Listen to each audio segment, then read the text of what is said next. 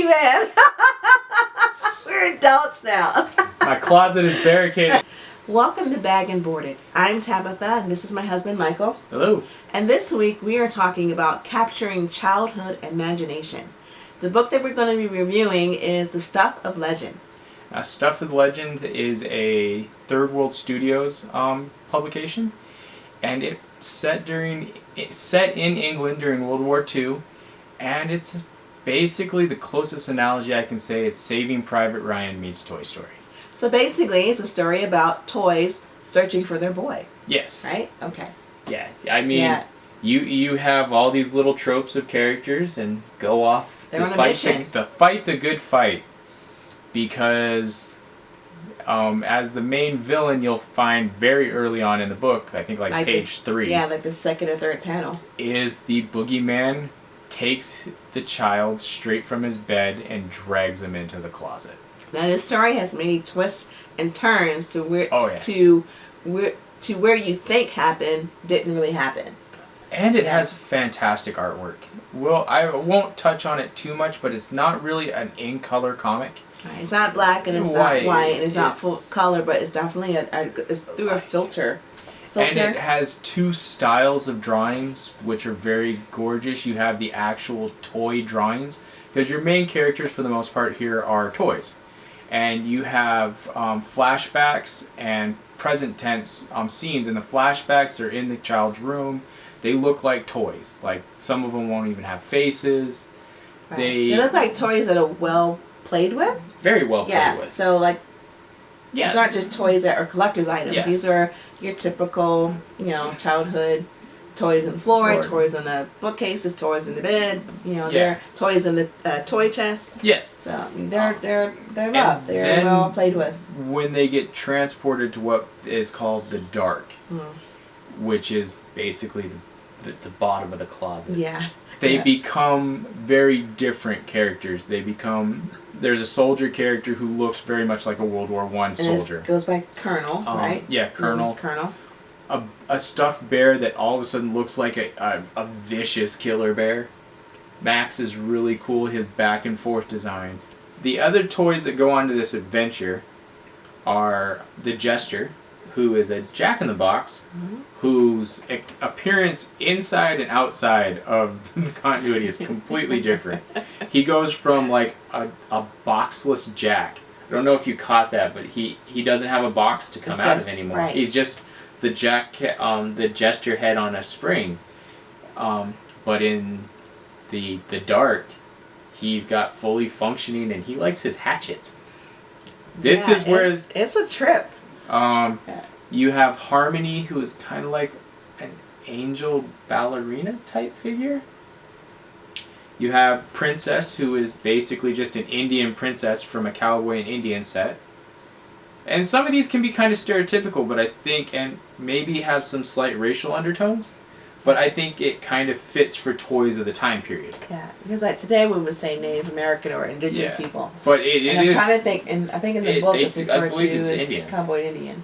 You have Quacky, the duck one of those toys wheels that you have on a string is a wooden duck with wheels. You just pull it along. Yep, but in the other world, he actually gets to be a real duck. I guess. Yeah.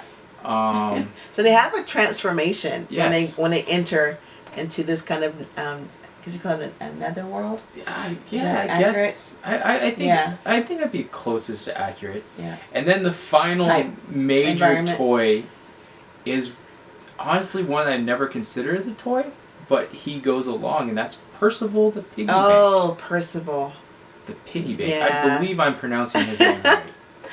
And he kind of gets brought along because piggy banks are good with money. So they're smart. They need a little bit more. And he's a reluctant cast member. I want to talk about the heaviness of the dark when you are a child. When your parent turns off the light and you're lying there in bed in your room, and it seems like it's the darkest dark ever, where there's absence of light. My parents, and it might have been better if my parents had given me a night light, but they didn't. I don't know why, but I never had a night light. I can remember seeing like some light from the hallway before they turned it out, but when everything was, when all the lights were out in the house, it was just complete darkness. and it's almost like you can hear your heartbeat. You can hear how much, this is my experience, how much Are you you're trying breathing. to give yourself a flashback here? But it's true. I think just the unknown element of the dark of nighttime when you're a kid. Yeah. But as you can see, when we're talking about capturing childhood imagination, we're talking about, honestly, what I feel is one of the most important aspects of imagination is fear. And you've touched on the closet a little bit for that. Yeah, so the closet, if you can just go back in time for a moment and think about when you were a kid and you were in your room and your parents, whoever turned off the light, whether it's your babysitter or whomever, and you're sitting there and you're trying to go to sleep. And whether, like in my room, my closet was on the right side of my bed. And like if I would turn over and I would open my eyes and I would see the closet. And sometimes it was closed all the way, sometimes it was cracked. Either way, which was worse? It terrified me.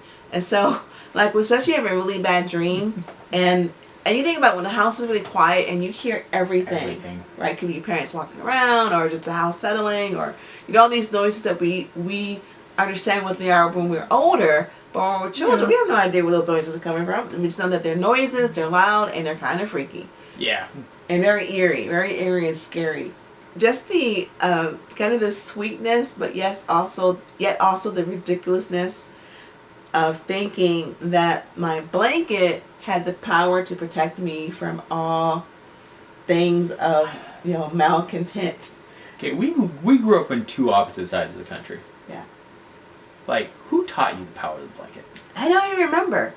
I don't know if it's something that was just innate, or if I read it in a story, but the blanket, I think, is symbolic of, just protection and making you feel better, and it kind of wraps you in its warmth. And so I think for me, I just kind of associate the blanket with just, somehow will protect me from a magical shield that stops razor blades.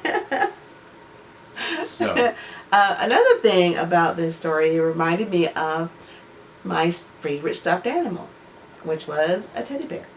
And I remember he would be on my bed during the day when I was in school, and I'd come home and you get ready to bed, and the teddy bear was there, and that's who would be with me throughout the night. And and also I think about all the toys I had in my room. Like I had some in my chair, had some at my desk. There were some sitting on my bookshelf. So I was some on the floor. So there were toys everywhere. But you always have, at least for me, I'm not going to speak for everyone, but in my case, I had that one favorite toy. And for me, it was a stuffed animal, and it was a teddy bear. It was a bear that my older brother got for me. He had his big, gigantic bow, really kind of like hairy, kind of fluffy, and I loved it. I had quite a few teddy bears. I had one teddy bear that was stuck with me, and that bear went through some things. He had restitched himself, and I had come out and been restitched in. Like, one of my dogs got a hold of it. Well, he was a puppy. Okay. And that's something I want to talk about in this book, because that kind of leads to some of the storyline. Because as we're talking about the childhood imagination, we're kind of veering off. We want to look at it from the aspect of why we think the story is so good in that aspect, because a lot of us have these similar experiences. My teddy bear was one actually was found. Like, he was just a found teddy bear. I found him in a parking lot. I felt bad, You're part of the teddy bear rescue. I was. But all right, back to the book, The Stuff of Legend. So Stuff of Legend has all those elements and more. I want to talk about the child, the boy, as he's referred to. So the boy, he looks like he's probably under 10. Yeah, I would say he's probably under 10. Maybe 8 to 10, somewhere in that range. Well, and he's got a younger brother, too. Yeah. So I would venture to say around there. Yeah, and the story does take place during World War II, and the boy's father is not there. He is on being a soldier. Right? Yeah, actually, one of the letters that gets sent back in one of the flashbacks, you see him gets a letter from his dad saying that he's at Normandy. He has toys, and there's some of these toys that he has given bound to his younger brother, which is very important, I think, in aspect. Yes. And like every kid, he has favorite toys, but unfortunately, favorite toys aren't always your favorite. I mean, it's sad, but like we talk about our teddy bears and how long they last with us, but how about your actual toys? My actual toys. Like our stuffed animals have a tendency to travel with us, but Right. I know I went through turtle toys. I was just young enough to experience Power Ranger toys a little bit. I had some X-Men toys, and then kind For of. me, I went through several Barbies. I had a Yeah. strawberry shortcake doll that smelled like a strawberry, but again, Yeah, but I mean, like, toys that because I'm trying to remember all the fad cartoons that were designed to sell toys, and they just always seem to like interlock. I'm like, oh, Care Bears, but Care Bears happened during He-Man. So there's like this whole line of toys that unfortunately their staying power didn't last. Yeah. So with the boy, in those first few panels of the book, he's sleeping. There are toys all around his room. The teddy bear, known as Max, is on the floor, lying in front of the closet. And that's our introduction to his world before the big event happens. Yeah, because... we have... The next character is Scout, who is the dog. Yep, we have the puppy that's slowly kind of coming in. That's another thing. Toys sometimes get pushed off because pets come into the place. Right, yeah.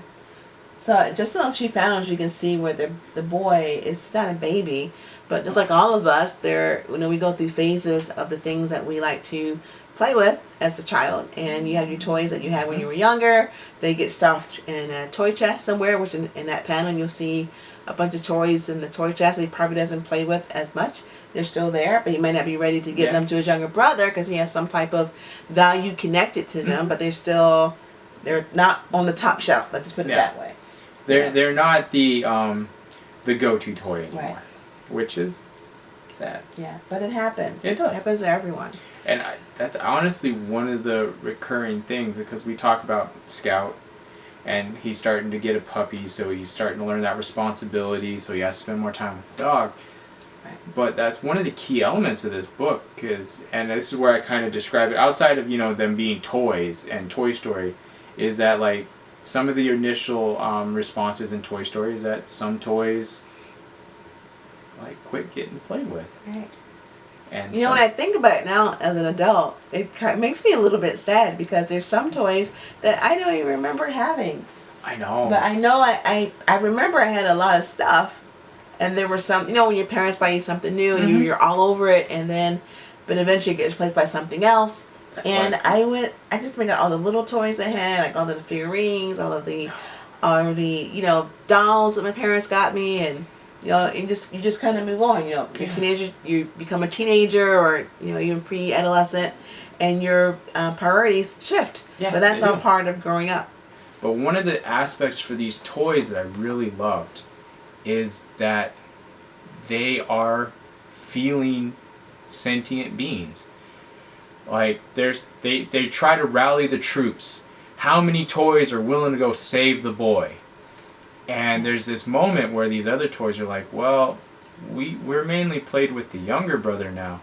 Yeah. And anything that goes into the dark never comes back. Right. Nothing comes back from the closet. Right. They're like, we have a responsibility. Like they're being, they're afraid. They don't want to go into the closet.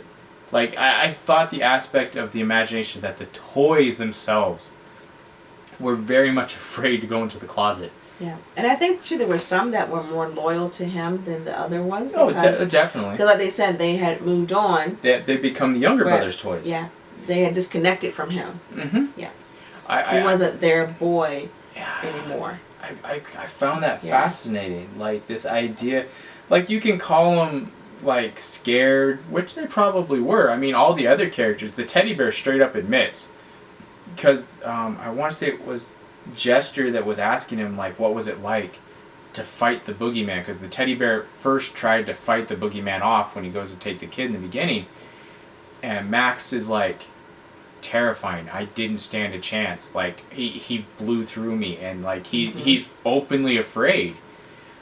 So it's this dynamic, and I love that it sinks in, and there's all these other toys. Well, he hasn't played with us in forever. Right. Yeah. Like it's this kind of a switch of allegiance from the boy to the younger brother. but it's also an interesting sense of self-preservation. Yeah, and I really liked how the toys just had a sense of free will to where, you know, they got to choose. They got to choose if they wanted to go on or not. what. Yeah. Like I said, this is Toy Story meets Saving Private Ryan. Yeah. These are the band of people who are going band off. of toys. The boy is Matt Damon. So, and then they open it. It's a quick little intro. They have this meeting. They decide if they're going to go. The Colonel is straight up, we're going in. I don't care if I'm going by myself. I am going to save the boy. And he's technically the boy's current favorite toy. He's a commander-in-chief. And yeah. Then all of a sudden the art style shifts and we're at what is best described as a massacre. I will say that this is definitely where the book all of a sudden becomes non-kid friendly. Yes. And they walk into a battle scene. They are the battle scene. That army was waiting for them, and they just, like I said, the gesture has a fondness for hatchets. The princess hones up to her name, but she's just as deadly in the fight. They're both skilled warriors. Max all of a sudden becomes this big bear. He's got like claws. An actual bear. And he's, I mean, but the thing that I also loved about this, and it shows a concept of self that I don't think I would have attributed to otherwise, is the last reluctant member of the party is Scout, the dog. Yeah. But Scout is a dog. I mean, we can say what we want and we can say where this is going, but when Scout shows up, he's still Scout. Right. He doesn't have a different concept of self. So he's still a dog. Right. I want to say he's a beagle mix. Yeah, kind of looks like a beagle mix. Yes. So like he's trying, but he's still just a dog, and that's also where I love this aspect of the toys is there's resentment. Some toys don't like being discarded. Max did not like the fact that Scout is coming, and Scout had kind of being a puppy chewed on him a little bit. He does not like the dog at all. He tells the dog basically to go away constantly. And then we have to bring up another character which I think really brings us home is Percival. Percival, a big theme for Percival is he's a piggy bank. Now modern piggy banks, at least my piggy bank growing up, had a stopper at the bottom. Right. So I could take coins out and I could reuse my piggy bank. Percival's an old school piggy bank. He's a one-shot deal. Yeah. He knows that as soon as there's enough in him, he's gone. And he resents that. Like, I think it makes him more reluctant, and he's definitely really careful. He's methodical. Yeah, but when he comes, he's an actual pig. Right. And he doesn't run by emotions. I think the rest of them are really emotion driven, and Percival tries to bring it back to some type of strategy. But there's also this reluctance, like he wants to save the boy, but at the same time he knows the boy is going to destroy him. Right. He's trying to balance the cost. Yeah. Of this whole operation. So it's a fascinating both the physical cost study. and the emotional cost. Oh yeah. Yeah. Like if he saves this boy, he then is what? basically in a way committing a form of suicide. Yes. Yep. Let's talk about the antagonist. Of this story, the Bogeyman. Honestly, this is one of my best favorite interpretations of the Bogeyman because he's not so super powerful. Like we later find on that he can't just bust through closets by himself. He has to have a little bit of help. So we'll leave that at that. But he's manipulative. He's a charmer. And he does have power. I mean, he is powerful, but he has rules. He has limits. He has rules. Right. And he is a collector. Like he has this Some army. would say hoarder, but yeah, he's a collector. I don't know if I would say hoarder. I would say he definitely hoards in the sense that he's hoarding power, but I don't think he's hoarding in the idea of hoarding to hold things. But he collects toys that get left behind. He collects toys that are broken, abused, discarded. Yes. Like mistreated. And he makes them feel worth. They're the general. He's a collector of the broken, I would say. Yeah, definitely. The broken and discarded, and he gives them, even though it's a bit warped, he gives them a sense of value and belonging. There's this moment where one of the lighter mini antagonists in the first book is the general, and he used to be the favorite, and they were moving, and he got left on a dresser, and then while they were moving stuff, and I don't think they own the actual dresser, he got knocked behind the dresser and he got left behind. Yeah. And he feels bad that the boy's been taken, but at the same time, he owes the Boogeyman because the Boogeyman gave him purpose. Yes. He gave him an army to command again. Rescued him. Yeah, he helped him continue what his toy's purpose is because they're still fighting battles. These other toys, but he also is reluctant because he wants to not be that, but he doesn't know how to be anything else. Yeah. Yeah, so, I mean, the Boogeyman definitely serves a purpose, but it's his own purpose. He's just, I think, he is... a chaos sower. Yeah, I'm trying to think of the right word. He's just manipulative enough to make them think that he really cares when he doesn't. He definitely has his agenda. Oh yeah, you will see what his agenda is as you read the stories. And he definitely has that kind of archetype of villain. Yeah, yeah. So it really kind of, like I said, it made me think like, oh gosh, I hope I treated my toys right, because I don't want them to be somewhere lost to the Boogeyman.